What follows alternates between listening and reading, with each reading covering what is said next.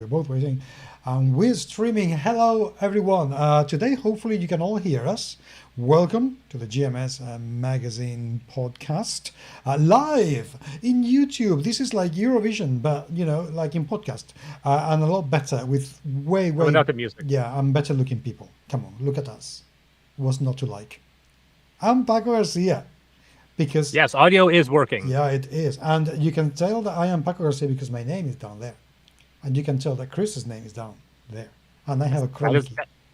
that is that is that is me. I got to figure out which direction. I'm on your left. So if I do this, I think we're good. But yes. Here we are. I'm going to make a point of posting this so that people can have fun and talk. Yeah, I And posted if it they in have any, Twitter and in Facebook as well. Hopefully we will have, I don't know, couple of viewers. That would be nice.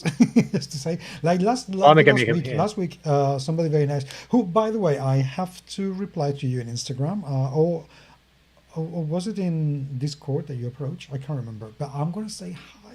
I promise. It's just that kind of. I have Discord at work, and it's very difficult to look at it because I don't want my boss to know when I'm looking at it. I just also hope that she's never gonna listen to this podcast. Hopefully. So anyway, how are you?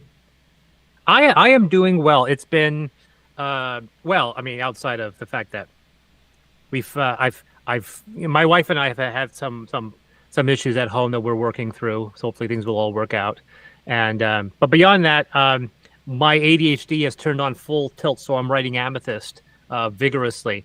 But that means sometimes my other responsibilities get pushed to the wayside, and I have other responsibilities. But I'm focused on trying to get through Amethyst. I want to see if I can finish this book by the end of April, which would be a hard sell considering it's 400 pages. I'm about 200 in there right now, but there is a lot more to come. I'm only 2 chapters done out of the 9.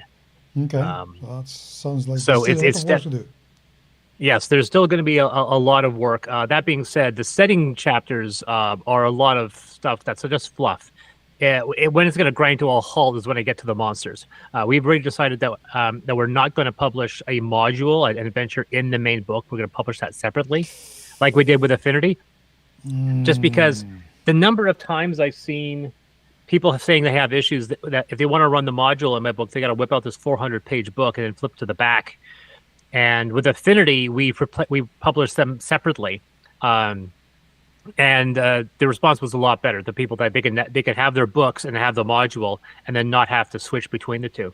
So, and because once again, I believe this book's going to get into the 400 pages, and adding a 30-page module is just going to get really expensive. fine, I'll give you that. I am one for. I want to be able to buy a game and have everything I need to play, including an Yeah. adventure. Because the number of times, and this happens in both big and small games, that you read it and you do not get an adventure at all. Yeah. And that I find that really, really annoying. I want to be able to play the game as soon as I finish reading the book, and for that, I need an adventure in the book, or at least a few examples, even if it is a short one, or just a couple of pages, to give me an idea. But Mm. that's me. What can I say? I've So, been sorry. I have a couple of things that I want to talk about. One is a board game thing. Well, it's a card game, and it's currently being funded in Game Found by my friend Ren Multamaki, who is the person behind, or one of the people behind, Dragon Dawn Productions, and he has managed to design probably the most complicated trick-taking game I have ever played, but also the most thematically interesting, oh, which is like, wow. It's a game called Tolerance. tolerance. Tolerance, yeah, and it is a game about the Reformation era of the Tudors. So this is a game that you play in 3 big rounds, and each one belongs to a king or queen from England, and one of them wants to be a reformist. So they hate, the first one hates Protestants. The second one cannot really give them much of a shit about religion. And the third Mhm. one absolutely hates Catholics. So you have to play cards, and this is you get like 12 cards in your hand, which is way too many to hold easily. And you play the cards, and if you win the round, which you do by placing the highest number on the table, then, well, there's another winning condition, but this is the most basic. Then you have to go card by card, and there will be one card per player, performing all the actions that each card is going to tell you to do. So the first card may tell you convert a Protestant into Catholicism. And then the next card will say, well, kill a Catholic. Because, that's what they did during the Reformation. And then the third card will be, accrue all the piety points from all Catholics, but you have already killed them, so you can't.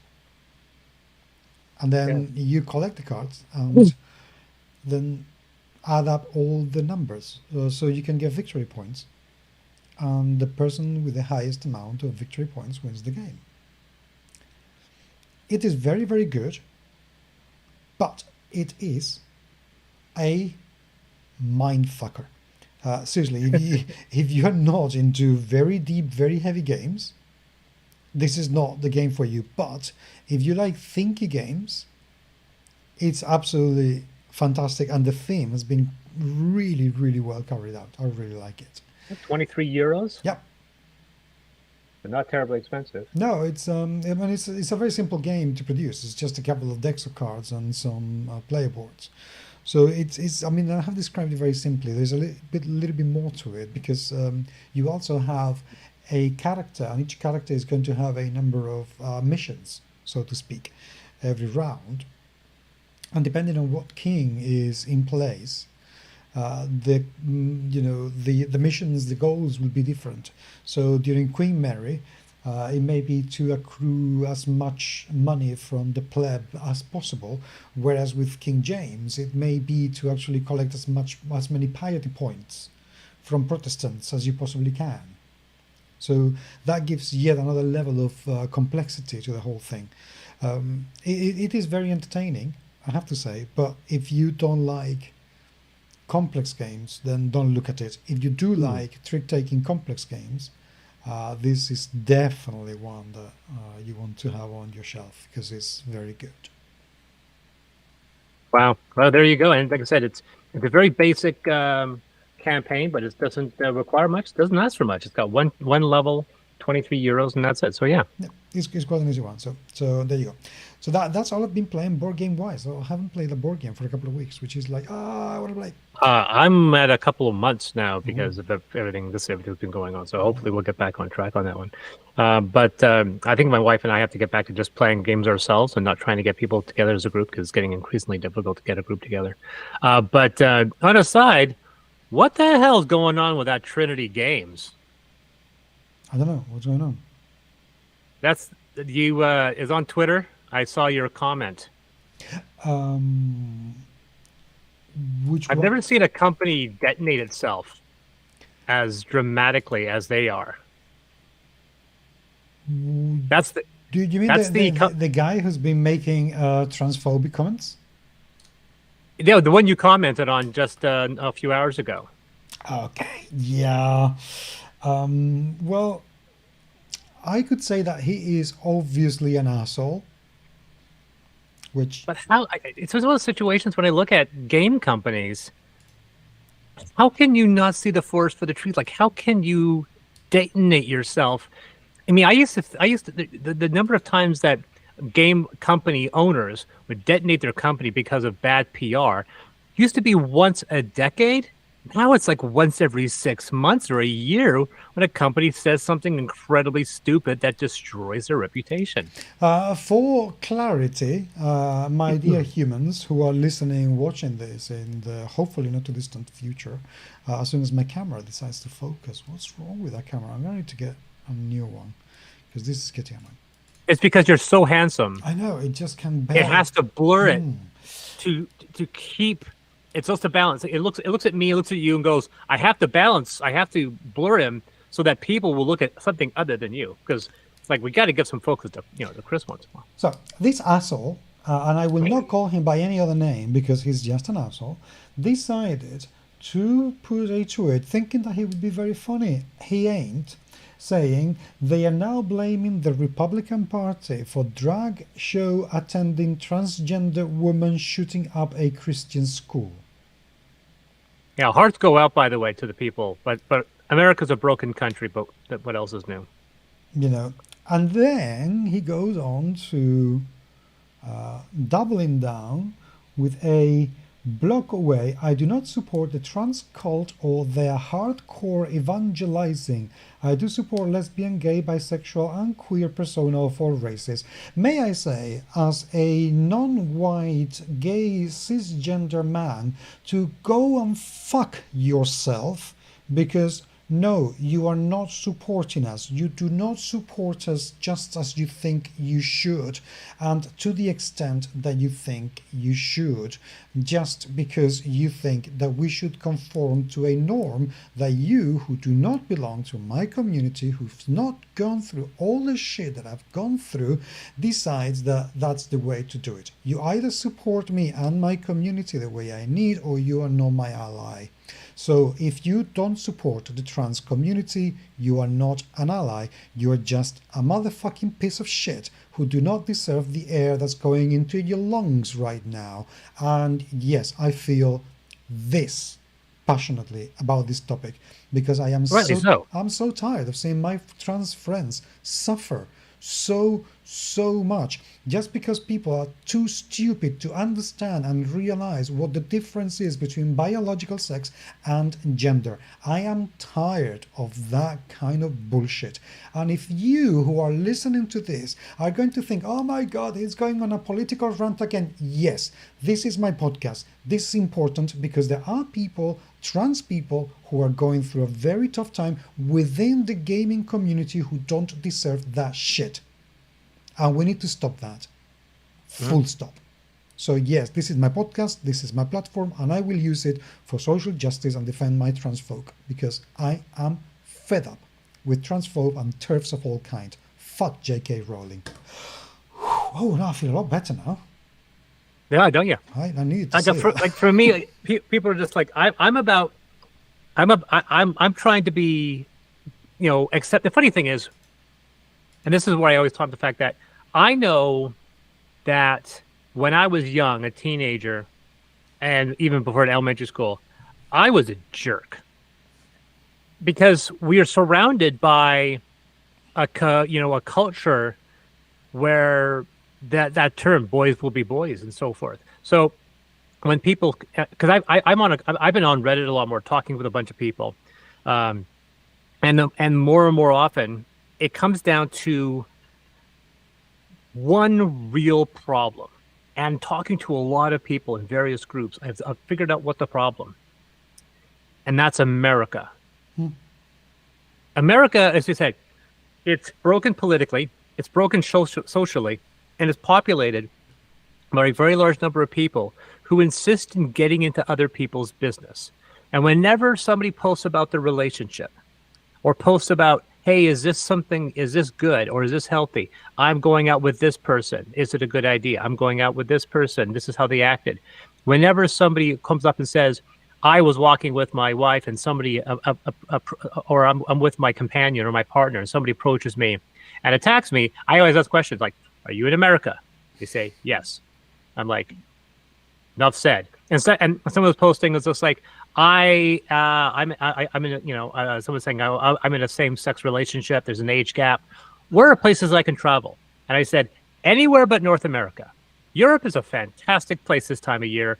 Go to Austria, go to Norway, go to Sweden.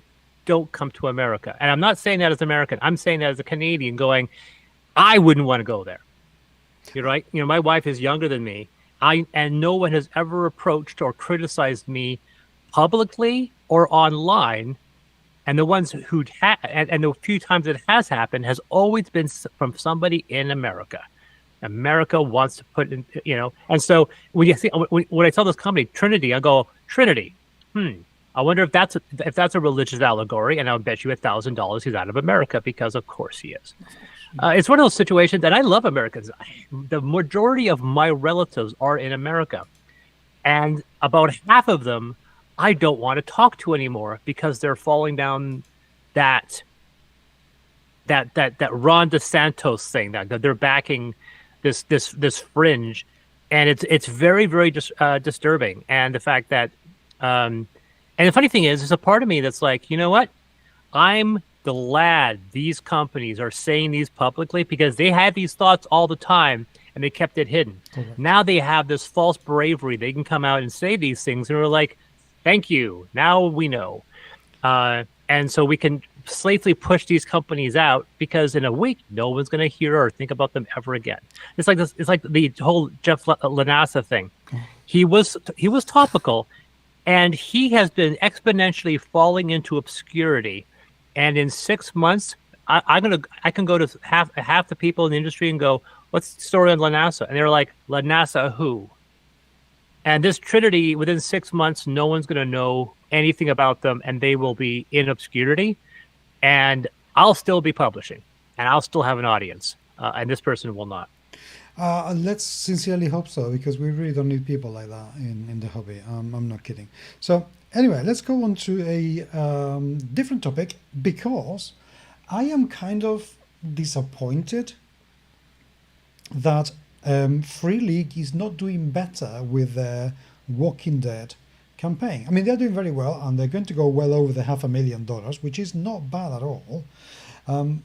But I thought that they would be doing close to the million, to be honest with you. Yeah. And I'm disappointed that they're not, because I absolutely adore Free League and I want to do really well. I think they're absolutely brilliant and they make fantastic games. So I'm not disappointed on them. I'm disappointed on the people who still have not backed that project, and I would like them to, please.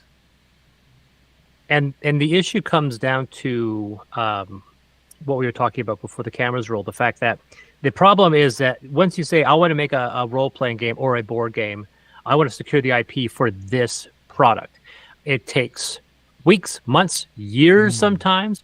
You have to go through legal hurdles. You have to talk to the right person, because usually you have a bunch of gatekeepers that don't let you talk to them. And sometimes you have to go through other sources. And then next thing you know, you finally got it. You write the product. You spend the pre-production to get the Kickstarter going or the product going. You announce the crowdsourcing. You finally launch it. It's 4 years down the road. And by then, that IP has fallen into obscurity and no one cares. And it's difficult to know which IP is going to still be around. And that's why nostalgic IP is so popular, because nostalgia stays around. That's why we have a Blade Runner role-playing game. That's why we have an Alien role-playing game.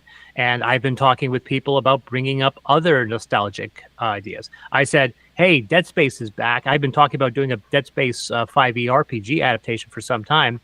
And now it's coming back into the zeitgeist. It would be awesome to do that. But even if I started it now, I wouldn't be able to put it out on Kickstarter for at least another year. Would it still be topical?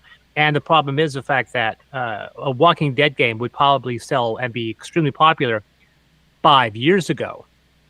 And the same thing that there's an Expanse RPG, which has been out for about a year. And I go, that would have been awesome before the show got canceled. And that's the same thing we saw with Battlestar Galactica. Battlestar Galactica had several very well-known and very well-regarded, critically acclaimed board games that nobody talks about, because nobody talks about Battlestar Galactica anymore.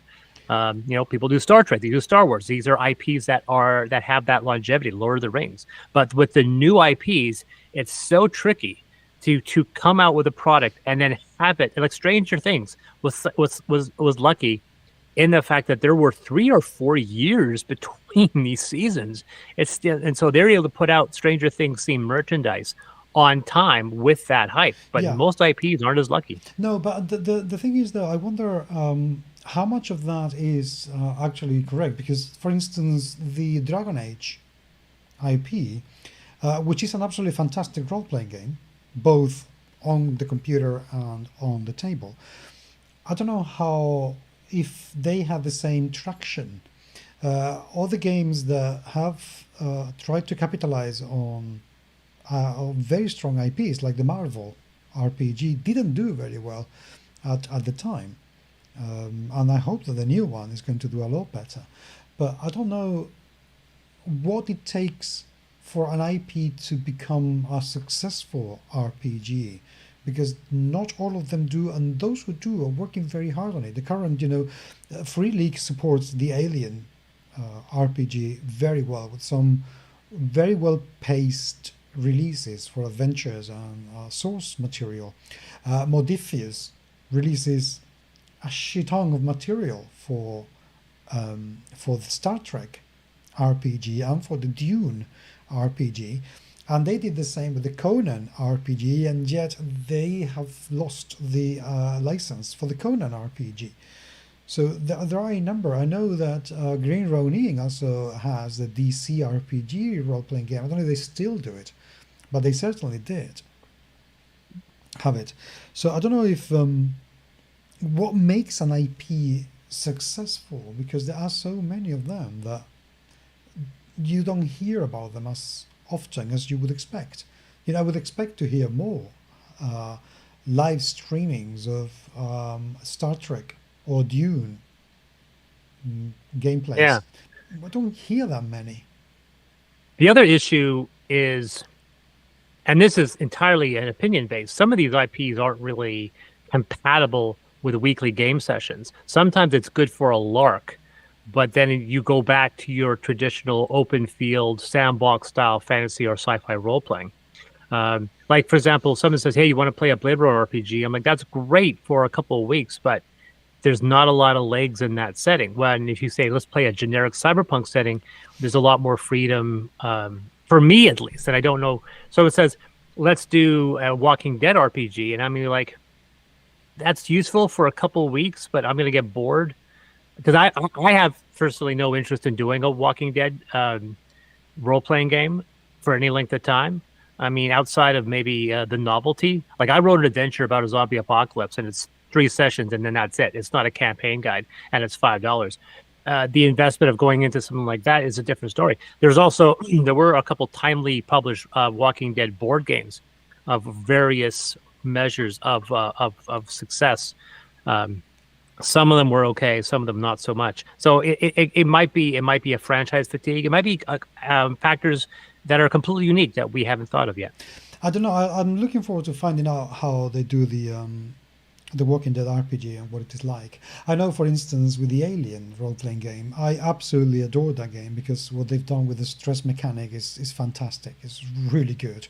But yeah, I admit that it takes a lot of effort to take it away from the movies, because there is such a strong, well-known enemy, the xenomorphs, and there aren't enough creatures from a different planet or different threats other than the politics, and it's all corporate politics rather than, political politic. I think it helps with the Alien franchise because there's so much side fiction. Like, you have 30 years of Dark Horse comics you can tap into. Because I ran an Alien game, my own Alien game. This is years ago. And I ran that game for a year and a half, and I was able to create a lot of unique and distinct adventures because I was simply ripping off the Dark Horse stuff. So Alien has a lot of richness in its backstory. If you just have it, we're just going to kill aliens, you have 2 weeks of that session tops before you run out of ideas. But that's the difficulty with that game, because even though the book itself comes with an awful lot of information about, the Weyland-Whitney Company and so on and so forth, and all the planets that have been discovered, and there are literally hundreds of solar systems that you can visit, even though it comes with all of that, it is so easy to fall into the films that, unless you put an awful lot of effort into it, or you have read an awful lot of comics or novels or whatever, it's just too easy to continue and do a movie, in which case you are absolutely right. After a few sessions, you just want to play something else. Like, for me, when I was approaching a high roller about some RPG IPs, the ones I approached were, I mentioned Dead Space, Mass Effect. Mm-hmm. The Mass Effect I know is topical because we still have a good year and a half before the next game comes out. So it's an IP that we have forward-thinking investment coming down the pipe. And I also mentioned Ghost in the Shell. Ghost of Shell's got Cyberpunk. It's an anime. It's been around for a long time. It's already hit some nostalgia. So regardless if you have new properties coming out or not, you still have some legs there. I once thought of securing the rights for a Matrix RPG. And that's one, for example, that I would be very skittish about, because that one might have gone past. Like I said, a Matrix RPG would have been fantastic in 2004, 2005. With Resurrections bombing, I don't know whether or not that's a justifiable expense, because once again, the IP would be excruciatingly expensive. I think Matrix would have been a very good franchise to get to if the latest film hadn't sucked. Yeah. But it did. It's just a very good film. Oh, by the way, talking about films that suck, humans, I'm not going to give you any spoilers because I am not that kind of person. Please do not, under any circumstance, waste your time going to see Shazam: Fury of the Gods. Oh, is it that bad, eh? Oh my God, it's worse than Green Lantern. Oh no. That's so disappointing. I did not see it. I saw the reviews. I saw your post, and I was just like, no, I'll skip it. I skipped the first one. I saw that on video. The first one had some good moments. It had some interesting stuff. It was, kind of entertaining. This one was just cringy. It was seriously cringy. I have absolutely no idea what on earth were Lucy Liu and Dame Helen Mirren thinking, accepting that contract. I can only think that they either need the money or they didn't read the script, because it's just, or they saw the script, it was amazing, and then somebody rewrote it. I cannot see how that script could have been at any point amazing. You'd be surprised. Wow. I have seen I've ever told you about the biggest script transformation I've ever heard. Look, do you know what Ming. You're a Vulcan. I was going to say you're a Vulcan. I could be you Ming the Merciless from Flash Gordon, which is not at all racist at all. There's a franchise that's got awkward real fast. There's something called the blacklist. Now, the blacklist in screenwriting circles is an arbitrary list of no, it's arbitrary, but a bunch of people put it together, and it's basically 10 or so scripts that are usually spec, which means they are written without contract by often first-time writers, and they are hot properties. They are so hot that everyone talks about them, everyone wants to read them. The irony is that very few blacklist films get made, and very often they chew through the system, and so when they finally do get made, they are a mere echo of their greatness. And some of these scripts have been unfilmable, not because they're bad, it's because they are so out there, they know they weren't going to make any money. A very famous blacklist script was called The Tourist, and it was a science fiction film that was so surreal. Even the idea, this was quite a few years ago, the visual imagery of the aliens were all designed by H.R. Giger. Wow. It was a very surrealist, and it was called The Tourist. Another one is Passengers, which was made into a movie, but the guy who wrote it, John Spaeth, who's a fantastic writer, by the time he had finally got that movie made, he already had had other contracts lined up. He wrote Alien 5 before it got rewritten into Prometheus, and he's also the guy who's co-writing the Dune movies. So he's doing very, very well. Well, he didn't do very well with Prometheus. I mean, that movie was just bad. But Prometheus was once again rewritten from the ground up by another writer who is very, very popular, a guy named Damon Lindelof, who's very controversial. Some people love him, some people hate him. And so when people go, what was Alien 5 like? Well, sometimes we can find these scripts. A lot of the unused Alien scripts are out there. You can read them. So I've read William Gibson's original Alien 3 script, which has nothing in common with what we saw. Same thing with David Twooey's Alien script. You can see which pieces of each script fell into the final story, and it's hilarious to see. The fact that William Gibson, the only aspect of William Gibson's script that made it into Alien 3 was the barcode on the back of somebody's head. That is the only thing of his script that made it through. And David Twooey's was set in a prison, and that was it. Nothing else about his script survived. So much so that he put his Alien 4 script into Chronicles of Riddick and nobody knew, because the prison planet of Crematoria, which is in Chronicles of Riddick, is David Tuohy's Alien 4 script. He just chucked that section and dumped it into Chronicles of Riddick, because why not? If they're not going to make it, I'll make something else. But the most well-known of this was a film called Nottingham. Right. Nottingham was a blacklist script that dealt with Robin Hood, but it was told from the perspective of the sheriff. And the sheriff was presented to being a more neutral law person that was caught between two pressures. He had the pressure of the rogue of Robin Hood, and then he had the pressures of the king and the prince that were telling him to do things he didn't want to do. And then the primary story was that of a murder that he was investigating. So it was a blacklisted script because they thought it was a unique take on the Robin Hood mythos by changing the direction. It got bought. It went through a couple people. It got in the hands of Ridley Scott. Ridley Scott said, this is okay. And despite the fact that he was hired on the basis of the script and the script was paid for, he decided he was going to change some things. And then he brought Russell Crowe. Russell Crowe said, I don't like this script at all. They then brought Brian Helgeland in to rewrite it, and we got the Robin Hood film that we know and love. And nothing, not one single piece of dialogue or words survived the original script. So, yeah, in the case of some of the Shazam, there could have been an amazing script that just got destroyed through the Play-Doh fan factory of Hollywood. So, you know. Well, or it could have been money. I would be surprised if there ever was, and the reasons I say this, I will not say in live, because it would mean spoiling the film, and I don't want to do that. Because even... Well, in retrospect, yes. Have you seen John Wick? Not yet. And is it good? First of all, you have to be a fan of the John Wick franchise and know that the franchise has gotten crazier and more ballsy every entry. The first entry is the most grounded and realistic. And if you thought the third one went out there in its mythology and its action, this film, which is 2.5 hours long, I might add, Not bad.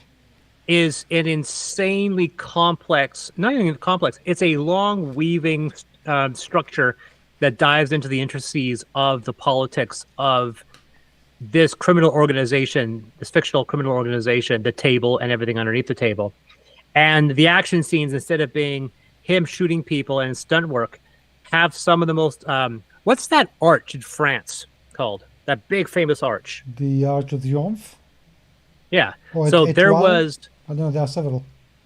Yeah, it's the massive one. There was a massive, I say 5-7 minute action scene that takes place in there as the traffic is running through. So these people are shooting each other while dodging 40, 50 kilometer an hour vehicles that are driving back and forth.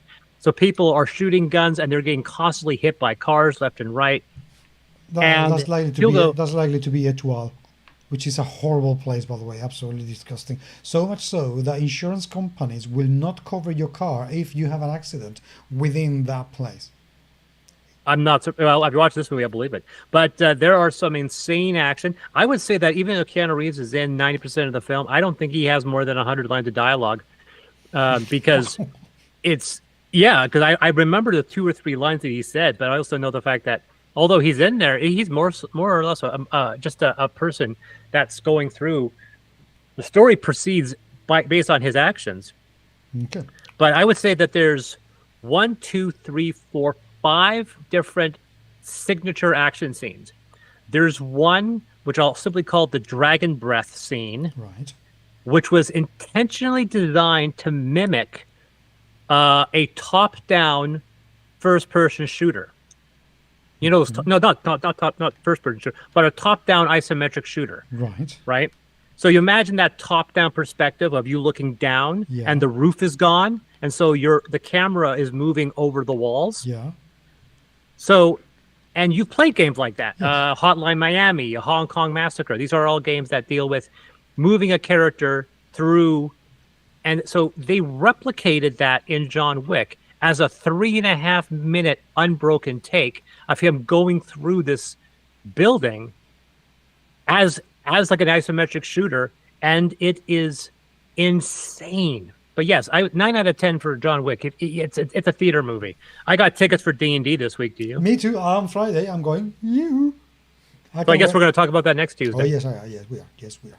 I'm very excited about it. I'm I'm just stupid, but I am really excited. I'm happy that supposedly it's good. I'm not going to try to get too hyped up because I've seen the other three, but I'm hoping it's as good as people say. We will be the judge of that, quite literally. So there you go. So anyway, shall we go on to the very hot topic of tonight? Because we've been chatting for 35 minutes now, which is very nice. But I think we should cover the topic that we've been talking about for a bit, which is paying reviewers and paying previewers and paying how-to-players. Because that is something that I've mentioned in Twitter last week, and some people came back to me saying, but who does that? Who charges for a review? Who charges for this sort of content? I said, well, you've heard of Rado and the Dice Tower and Game Boy Geek and. I mean, there are. I think we need to define the difference between the review, preview, and how to play. Yes, well, review, you say what you think about the game. Yes. Preview, you say this is you say this game is good. I like it because of blah blah blah. A preview, you say this is what I've been sent, and this is what it looks like before the game is published. So that's very popular for things like Kickstarters and other crowdfunding things. You cannot show the final game, obviously, because it's not being produced. You may show a prototype, and you may or may not say, what I have seen thus far is this, because it could change. So it's a preview. And then there's a how to play, which is literally explaining a tutorial on the rules of the game and how to play them. And there are different people who do that with certain and varying levels of success. There are some very, very good tutorials, people explaining how to play games out there. Some very, very good ones. Some others that are not, but there are some very good ones. And some people charge for those services. Is the way to make a living or simply to get some beer money. But they charge for it. Now, I hasten to add, I have absolutely zero issues with people charging for their content. Zero. But I do have issues with people who don't disclose that their services are being paid for, or who mix paid services like paid reviews or paid previews with unpaid work, so it looks like nothing is being paid for, which I think that is highly, highly unethical. And some people charge a ton of money for this work, as you will know. Yeah. So it should be like Rado used to do unpaid commentary on games, and although he still has a podcast, everything on his channel is paid. And he does indicate that everything is a paid preview, and basically 99.9% of his channel are paid previews. The Dice Tower, according to the people within the Dice Tower, have decreased heavily their paid previews, because in their opinions, it was coming off a little fishy when they would get a paid preview and then 6 months later talk about how amazing the game is. There have been very few occasions, but there have been occasions when they did a paid preview for a game that they later did not like. So you don't see very many paid previews. Now, other channels like Tantrum House, Man vs. Meeple, they are one of the companies that do both. They do reviews and they do paid previews. So Rado and Dice Tower are on opposite side. One does almost entirely paid work. The other one does almost entirely unpaid work. Or they do sponsor stuff, but then they're not doing something that's them intentionally promoting a product. They say, this video is brought to you by this, and then we're going to talk about something else.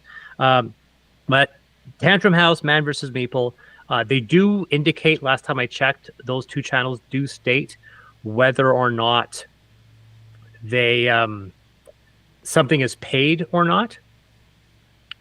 Now, as someone who has published games, I've not paid Rado, I've not paid Dice Tower. When my game was previewed on on the Crowdfunding Weekly, when they were doing Crowdfunding Weekly, they don't do that anymore. Uh, they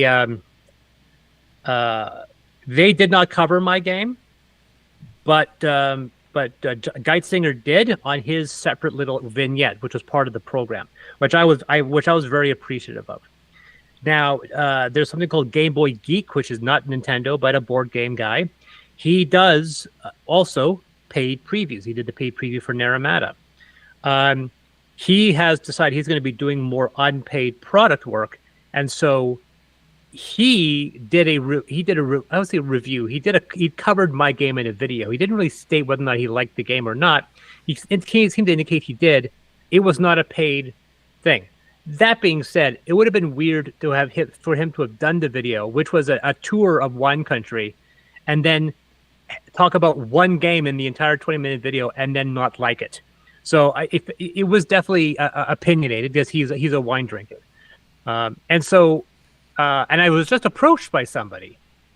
I'm trying to remember exactly what they said, and they have not asked for money. I told them I was gonna send them a game, and then they were asking, do you want actual feedback? Do you want an honest review? Right. And without anyone asking for money. A lot of reviewers are just happy to get free games. Right. Mm-hmm. They will review your game impartially, but very few of them will charge for money, because at that point, getting a free game is the reward enough. That's always been my policy. If I'm getting a free game, that's enough for me to want to do the review, right? But to say we're paying you for this review, I go, well, you shouldn't do that. No, I think a paid review is definitely an advert, and it's okay to do an advert. If that's what you need, then that's absolutely fine. But don't sell it to me as if it is anything else. Yes, to receiving the game, I receive a fair amount of games, and I really devote myself to the people who send me the games, because I know it costs a lot of money. So I do the unboxing video to show exactly what's inside, and I do the review as soon as I play the game. I cannot always play the games, but I always do the unboxing. I always talk about the game in Twitter. I always put everything I can in the Board Game Geek. So I just do as much as I possibly can. And the one thing I don't do, and this is something that maybe people want to criticize me or not, is that I barely ever review a game that I didn't like. Yeah, I make a point that if it's a game I don't like, and this is not because I don't want to be a negative Nilly. The issue is that everything runs off of a company page, and it never really looks great for a game publisher to post a negative review of someone else's game. So I make a point that I'm generally going to only do a review for a game I like. It's like Jamie Stagmeyer has his own channel, and he talks about games. He never disses a game on his videos. But his video series is My Favorite Game Mechanism, so it's going to be something he's going to praise. And there's nothing wrong with that. If you say I'm only posting the good reviews, I'm not posting the games I hate, I have no problem with that. I do have problem with the opposite, where their channel appears to be just people crapping on titles. I'm not a fan of that. And I don't see very many of those, but there are a few people I feel like I think you're being overly critical of this title. I think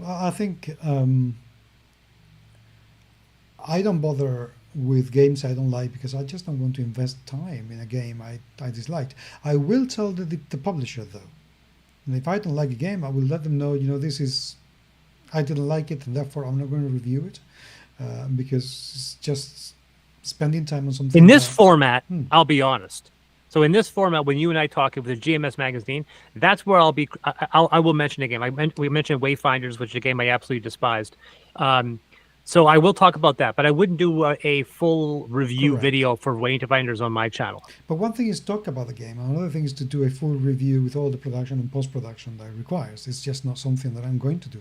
I'd rather devote my energy to things and games I hope are going to bring joy to people, not to games that are going to bring suffering to either the people playing it or to the designers and publishers.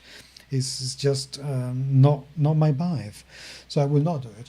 So So yeah, the thing is, can I ask you, and if you don't feel comfortable saying it, then please don't. But how much money have people charged you or asked for previews and reviews? Okay, so the reason why I didn't pay Rado is because Rado has brought on staff. He has 2 or 3 people that do previews for him now. The issue is that Rado himself is worth about 100 times more than the people he hires. And you can look at his videos, look at the paid previews that he does, look at the views, and look at the paid previews his staff do. They are exponentially less. That's the first thing. The issue is I don't know whether or not he's charging different. He will look at a game and he will decide if it's a game he wants to do or he's going to pass it off to one of his 2 people. So he said he was going to pass Naramata to one of his 2 people. And give you an idea, that doesn't say Naramata is bad. Like, for example, we were just talking consistently about the Homeworld game. He passed that off to somebody else as well. There are very few titles he does his own previews now, but they were still charging me $800 for the preview.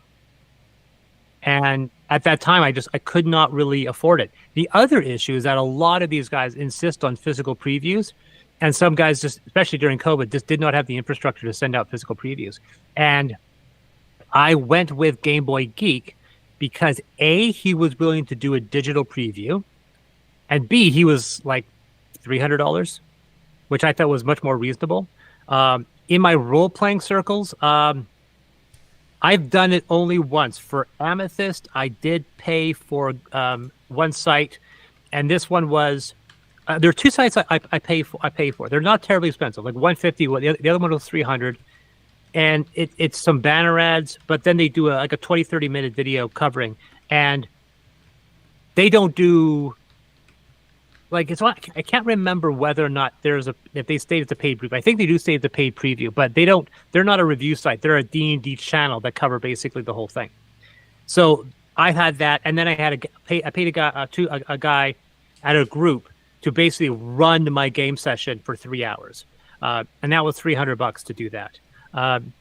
Recently, I was approached. I made a public post saying, "Hey, I'm looking for people to review my book. If you're a well-known channel, I'll send you a physical book. If you're not, it'll just be a digital." And I got one person who reached out to me, and they said, like, and they came back and says, "Can you give us information on what do you expect for the review and what amount of content you want us to review so we can give you an estimated time and price?" That was their wording. I said I was looking for people to do coverage for our most popular products.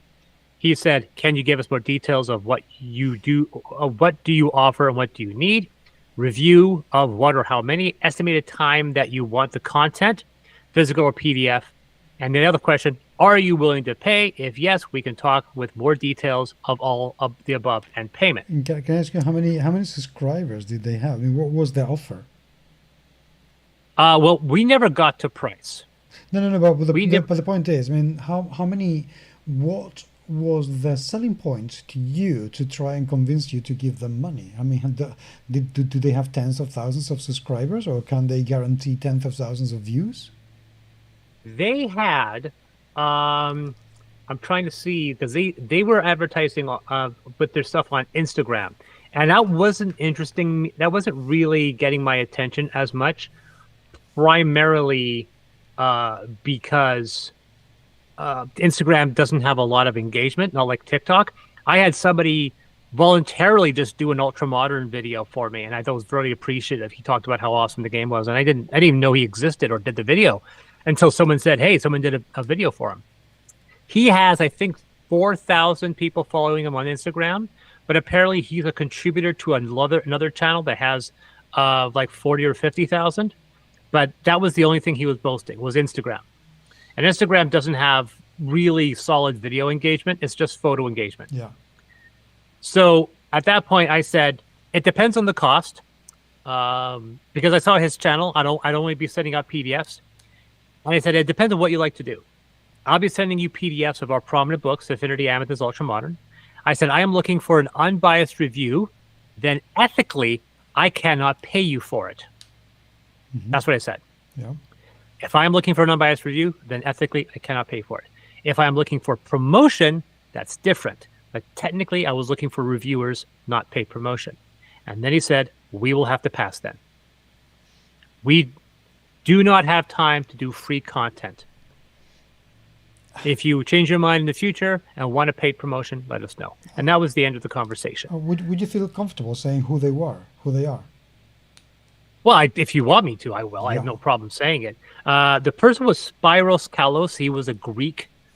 He's a Greek Instagram guy. I'm trying to see if I can find the actual channel because he sent me a message. And I'm trying to see if I can find where it is. And let's see here if I can find it. Because I think, to be honest, it's important that we start giving names and prices, because otherwise, I mean, it's okay to say, these people charge, but how much are they charging? And this is like I said, there's a guy named. Sorry. So, Tabletop for World is one channel he works on. Once again, it's on Instagram, and like I said, Tabletop for World is literally, it's advertised as promote your tabletop games, and it has 3,744 followers. And then he has one called D&D 4 World. So he has one that's for D&D, and one's for board games. The D&D one, D&D 4 World, has 16,000 followers. So with engagement with Instagram, it didn't seem whatever price they were offering was going to be worth it. Now, Bowser is a very interesting subject. So Bowser is a guy that does a YouTube channel, Bowser's Game Corner. And he will do videos for you. He's at 13,000 subscribers on YouTube. And he does videos which are, he does reviews, but then he'll do a Kickstarter preview, but he does it by reviewing your Kickstarter page. He won't ask for the game. He'll go through your Kickstarter page and do a video on it. Now, I did one of those for Naramata, and I think it cost me like $50.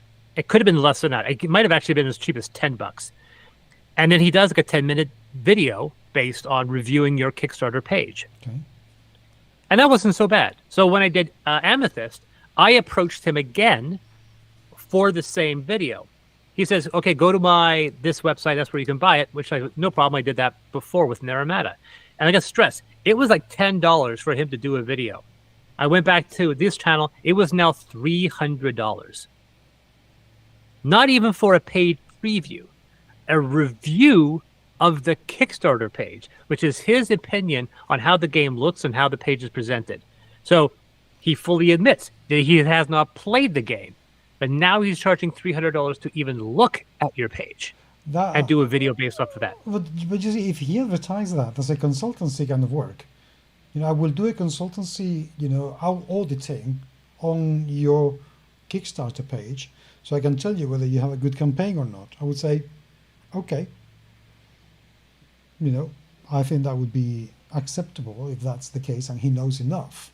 If he has the cred to do it. It's somebody like, I don't know, Chris Birch, for instance, or Jamie Stegmaier asked anybody for $300 to take a look at their website, their campaign, and tell them what they could do well or they could improve or not. I think that would be money well spent, because they have a cred, they have some, background that proves their reputation. But for somebody to make hey, I like this crowdfunding page, I don't know, but that kind of means nothing. Yeah. So I thought $5 for a free video, sure, I'll do it. Yeah. So when I found out that it was not that, and it was a lot more expensive, I was like, well, that's not worth it anymore. Why am I spending $300 to have him look over my channel and do a video on it? So I'm a policy now. I've also been seeing more and more that if you spend enough time on grassroots, you can get a lot of free videos from a lot of people willing to just get their foot in the door, just to get, like I said, I hate to say the word exposure, but willing to get, because they're doing a lot of work. And so if I do Naramata for the expansion, I'm not paying anybody. because I don't want to sink too much money into a campaign that doesn't fund. But But the thing is, this is the way I look at it. Okay, and this is coming from somebody who I don't charge for previews. I don't charge for reviews. I don't charge for how to plays. I don't even charge people for staying in my studio a few days and record as many videos as they possibly want to. And this is not just me. This is me and my husband, because Martin does the editing. You know, we've had last week, we had my friend Ren from Dragon Dawn Productions. He stayed with us for 10 days in the studio. We've done the unboxing, the review, the how to play.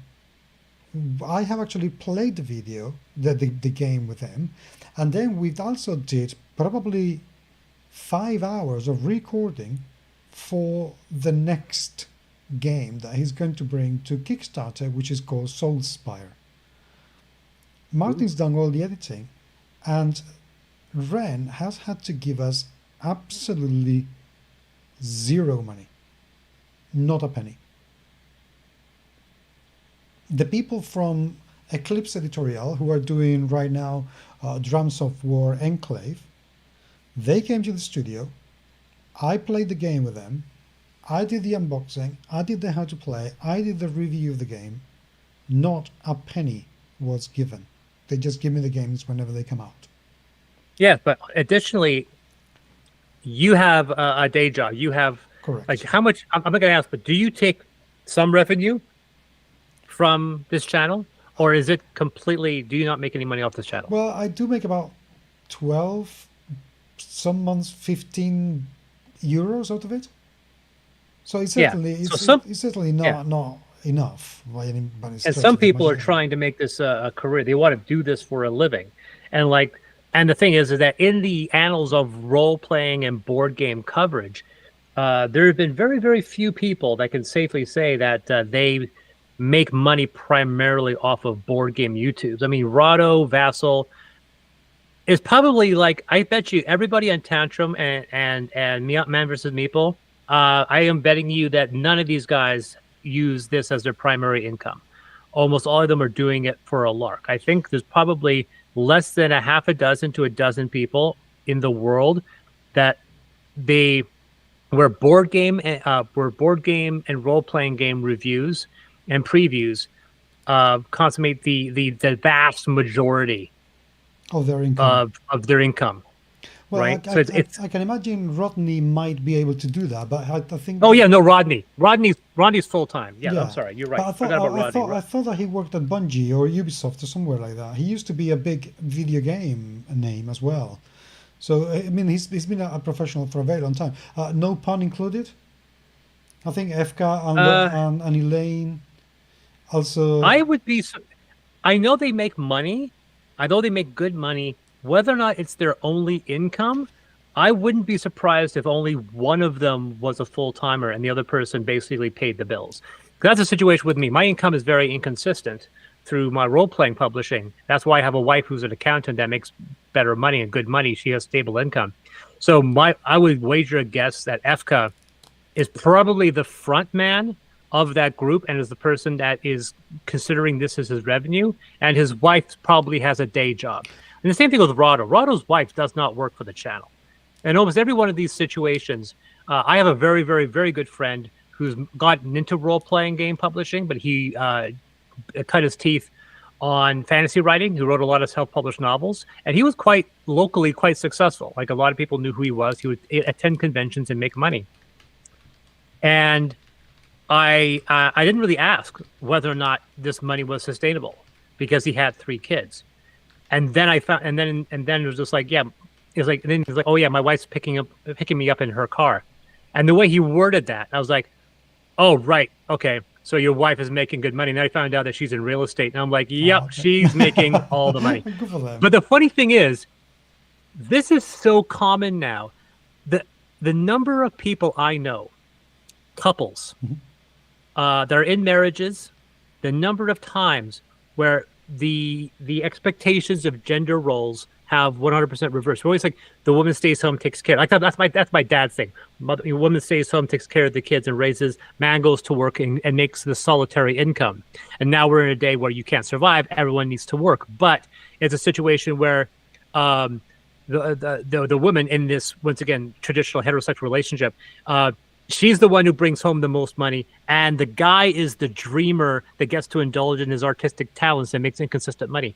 Me, my good friend Bo, Rado, Efka, I bet you there's probably a dozen people that are on YouTube or are doing these channels that have a significant other that makes the real money. That like it comes to a point where sometimes there's been a conversation between my wife. I go, at what point do I have to give up? Right? What point do I have to be more responsible? And thankfully, we've come close, but we've never reached that crescendo of going, I'm no longer making enough money for us to justify it. I want to have kids in a house. You have to find a job that pays better, right? And that's unfortunately where we're at, because I don't make enough money to survive on my own. I don't, and that's one of the things. Well, I need her income in order to keep ourselves aloft. But I think it's fewer people make money off of this than you think.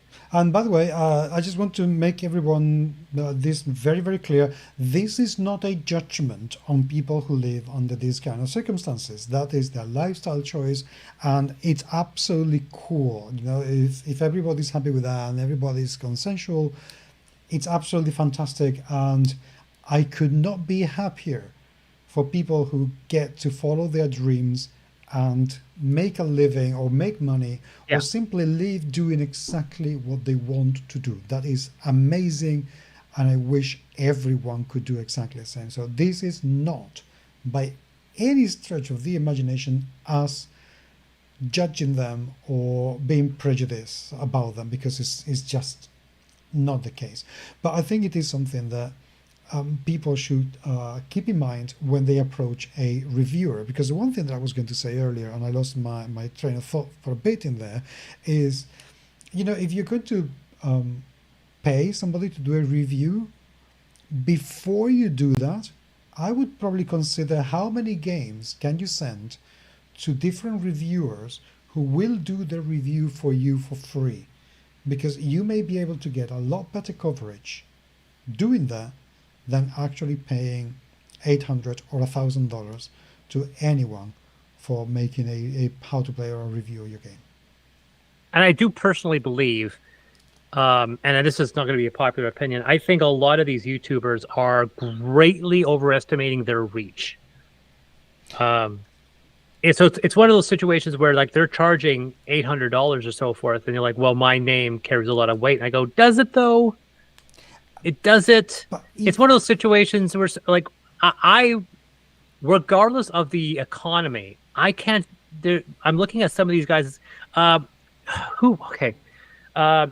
the Dice Tower, one of the people who contributes to Board Game Breakfast is I can't remember her name now because I think I blocked it. Is an Asian woman and her husband. And she's got a pretty strong accent, but she contributes to the Dice Tower. She has her own channel, which does not have a lot of subscribers. She contacted me and offered to do a Kickstarter preview. She was asking for over $1,000, and it was because of the fact that people knew who she was because of Board Game Breakfast. And I wanted to say to her, it's like, your opinion of your stature is highly overrated. Board Game Breakfast is watched by about 1,000 people, and some people skip through those entries. Like, your opinion of yourself is incredibly bloated. And so I'm never going to pay $1,000 for someone with only 5,000 people on their channel. I think she had less than 10,000 people on her YouTube channel. And I'm like, and I'm paying $1,000 for your coverage? No. And the reason why I went with Game Boy Geek is that he offered the same amount of coverage with the same amount of quality as everybody else, and he was cheaper. And turns out he's actually a really kind of awesome guy, and I really like talking to him. So yeah, if I think the important thing is, if you're a board gamer or role-playing publisher and you want to get videos on your Kickstarter, you'll be surprised the number of people that are willing to do things inexpensive. Because when people look at your channel, they're probably going to click on, if the people looking at your Kickstarter page, they're looking at quite a few different videos. They're not going to go, well, Rado's not here, so I'm not going to bother with your channel. I don't think anyone has ever said that. No. That's just me. I mean, like I said, I did make a lot of money with Naramata, so maybe I'm wrong. Well, it could be. And the thing is, I don't think that and this is something else that I think people should think about, and is that whether your game is actually the kind of game that requires or that is going to benefit from having a paid review. I don't know how to measure that. I don't think role-playing games need it more than, board games need it more than role-playing games. A role-playing game, you'd be surprised the number of extremely successful D&D role-playing game Kickstarters that didn't have barely any videos and no paid videos. Because the market's completely different. But board games, there are people I've seen where they've made comments and said, you don't have any third-party reviews. I'm not going to back your game unless there's a third-party video. And one of the reasons that Brothers Bond, the campaign that Rocket Ship funded that I was contracted to, the reason why it failed last July was because they had no third-party videos. They just had the playthrough videos that I made. They had no third-party videos at all. If we run Naramata sequel, I get to use the videos that were made for that channel and all the videos that made sense, like the ones that you made and others made. And like so far, knock on wood, no one's posted a negative video. So I can use all of these in my channel, and almost the vast majority of them have all been free. So for me, it's one of those situations, depends on the campaign. If you're running a pen and paper role-playing game, you don't need to pay for people for previews. If you're doing a board game, yeah, you fortunately kind of do. The market is very different. Well, we have somebody in the chat, RPG Craft, hi there, saying that he's done some influencer managing for a mobile app, and the method is not to look at the follower count, it's a combination of factors. And I completely agree with him, because followers can be bought. Simple as that. Exactly. Thank you. You can search online for YouTube followers or YouTube subscribers, and you can buy a few thousand for $100. And the same you can do identical in Instagram. In fact, for about 15 minutes, once when I first started in Instagram, I joined a scheme that was completely free, and you surrendered your account to this company, and they would be able to follow, to make other people follow you, but you would have to follow other people. And there will be absolutely no control as to who you would follow or who would follow you. So after about 10 minutes, I was following 70 people that I had zero interest in, and I was being followed by 50 people who had absolutely nothing to do with gaming. So yeah, I stopped it pretty much right away, deleted the people that I had followed, deleted the people who'd followed me, and pretty much started again. And right now, I mean, I don't touch Instagram enough to have a following, but I'd rather have few followers that really like my work, yeah, and who are going to listen to what I say and take a look at what I do, than having an awful lot of followers who are just going to give me a passing glance and ignore completely what I have to say, because they are not. Yeah. I'm not going to have any. When you check their channel, you have to check their engagement. Correct. You have to check and see. Yeah. Correct. So that's the thing. But the one thing that I would say that an awful lot of people are really, and I mean companies are really, really bad at, and I may get some reprimands for this, at using the content that we create. I will never understand why people don't embed unboxings or reviews or how to plays that people make into their own websites. I don't get it. You have that content in there. Whether you've paid for it or not, it doesn't matter. It is there. It's embeddable. Use it if it's good, of course. Use it. Why aren't you?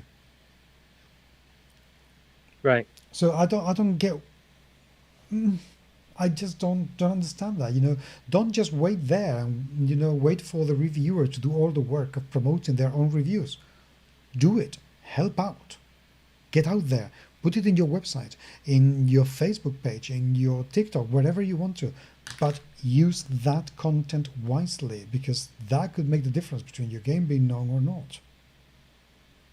Yeah, for me, when I was part of the Dice Tower, and on my entire history, I have never received money for YouTube or any video content whatsoever. I've been given free product, not very many. I received a box of free product of games that the Dice Tower wasn't going to review for me to review. I reviewed all of them. And then outside of that, I have a bunch of stuff from Stonemeyer. Obviously, we talked about that.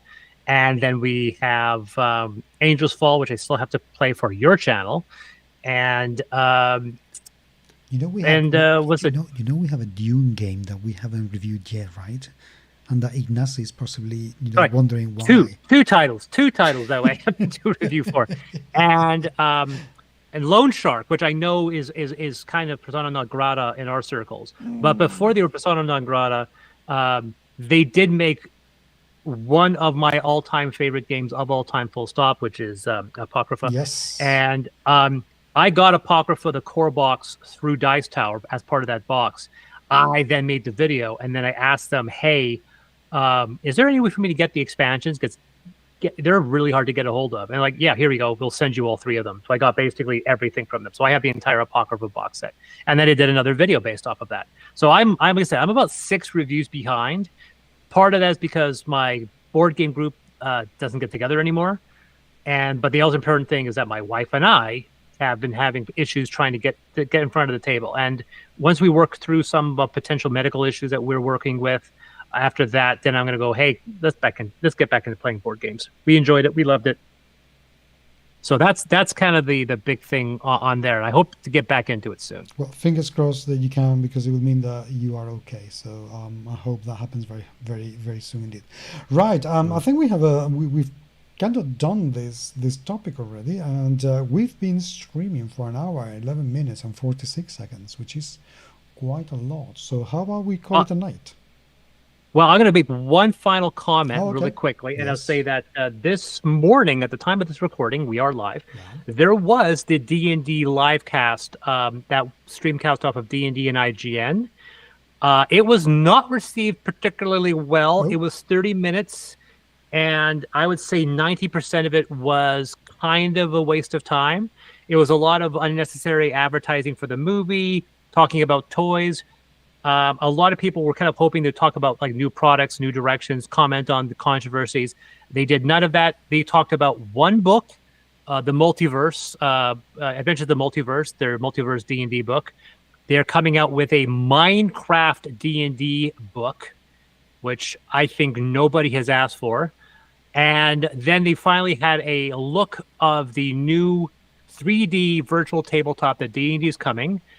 So we saw a little bit more, like a little bit. It was 2 minutes, and then Joe Magadio, whatever his name is, who's that? Nice. Yeah. He came on to talk about the D&D documentary that he's working on with a bunch of people. So that was 5 minutes of a 30-minute video cast that was honestly quite embarrassing to watch. It was not well made. So if you get a chance to watch it, you'll end up skipping a lot, because it was 30 minutes of my life I'm not going to get back. I don't understand what's going on with Wizards of the Coast. That right now, their performance, as in from the public relations point of view, it's being as absolutely abysmal as the quality of the books they're producing is good. Mm-hmm. The games they're producing right now, the books they're producing are mostly, they've had the hiccups with the Haduzi and a few things here and there. But overall, the D&D books right now are possibly the best D&D that's ever been published. I'm just going to put it out there. And then people can hate me if they want to. But I think they are the best D&D that have been published. And yet, the company, it doesn't matter how hard they try. As soon as they, raise their heads above the parapet, they fuck up every single time. What do you do with your eyes? Yep. Do So, like I said, that was you, it. That's all I needed to volunteer. So, pardon? I didn't hear oh, that. Sorry. oh, I'm sorry. I said that was that was basically it. Was talking about that D&D Insider vidcast, and it was not very good. Well, I really hope that Watsy get their shit together because seriously, they're doing themselves an awful lot of damage by messing up this sort of thing.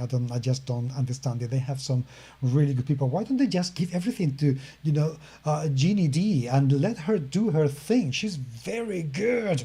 Just let her do her thing and stop trying to Well, control D&D is in everything. the center of a political crisis Yeah. because this is the same issue that Star Wars has. Star Wars was defined by a fandom that was very closeted, homophobic, and very misogynistic. But because the franchise never acknowledged it, it was allowed to fester. So when they decided to try to be more progressive and welcoming, suddenly this volatile section of their fan base erupted. And D&D is having that problem now because D&D wants to become more open, more accepting. But as a result, this silent group of misogynistic fans have risen up to make everyone's life a living hell. And that's clearly indicated on an alternate topic. Watching the live comments on that live stream was like very, very, very upsetting, given people will go, this is useless, that's fine, to, hey, it's like, and people making fun of the pronouns because when they were introducing people, it would show their pronouns. So, of course, people made fun of that. And it's just one of those situations where if you want to be critical of this video, please go ahead, but don't do that. But that's the issue. That D&D WotC is in the center of this war. No other company is in the center. Sometimes they're peripheral companies, but WotC is in dead center of this thing, and they are fighting the right fight in the right way because they are on our side, but they have to fight this other side, which is volatile and toxic. And that's one thing where I don't envy them, the fact that they have to, right? Because I hate you engage them. I can't engage them. I get too upset engaging the right wing and the trolls. You feed off of it, and I love you for it. I can't do it. So if I was working at WotC, I think I would be very upset dealing with this branch of the community all the time. Okay, but the thing is, I can understand you not dealing with that because you're alone. WotC can get people who can specifically go for those people and address that. And the thing is, for a company, it's just a matter of blocking them. Yeah. Sorry, yeah. you say something nasty in our chat, you're gone. Full stop. You cannot be here. That's it. We don't want you here. Done. That's it. They don't need to engage. They don't need to argue. They just need to block and cast away. And then people can go and fester in their own pus, as far as I'm concerned. I do not care. But doing nothing is not the answer. Allowing those people, who are incredibly fragile, if all it takes for them to get upset and, get their knickers in a twist is to see somebody using some pronouns online, what kind of pathetic excuse of a human being are you? And you really want to carry the flag and the torch for our hobby? Piss off. You wouldn't be able to do it. You're nothing. You get upset because somebody says he, him, or they, them, or she, he, her. That's just bloody ridiculous. Grow a spine. Yeah. So there you go. But they should be, getting rid of those people. That's it. Done. I'm not going to engage with you. I'm not going to give you a platform. Go away. Done. So I understand you not being able to do it. I don't understand, and I do not accept them not be able to do it. They can pay somebody to manage that, and they don't because they don't want to. So they can get lost. So anyway. So that was it. That's it. Now I'm done. Okay, so shall we say very good night, so I can go and start reading the Blade Runner RPG, so I can review it full. I'm going to read the starter set, and then I am going to read the full game, so I can make a comparison. And at some point, I need to talk to you in private about the latest Dragonlance novel. Oh, okay. And the fact that I am not going to review it will tell you, or everybody else, everything they need to know about what I may or may not think about that book. All right. So, humans, thank you very much indeed for being there. As always, it is truly and genuinely appreciated, especially if you've been in the chat with us. You are fantastic and we love you immensely. Please get in touch. I am at GMS Magazine on Twitter and on Facebook as well. And you can email us on podcast@gmsmagazine.com. And this is Chris Diaz from DSX Machina. All my channels from TikTok to Twitter to Facebook are all under DSX Machina's handle. This Friday, I'm finally returning back to my 5.75 design studio. So if you want to have to work on a public live workshop working on variant D&D rules, come and join up. Good. We'll see you humans next week. Live long, prosper, and have great fun. Sorry, it is the right hand.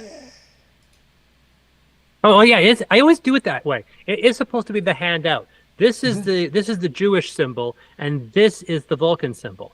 And I always forget that there's a distinctive difference. This is the actual Jewish symbol that Leonard Nimoy co-opted, and then did that to make the Vulcan.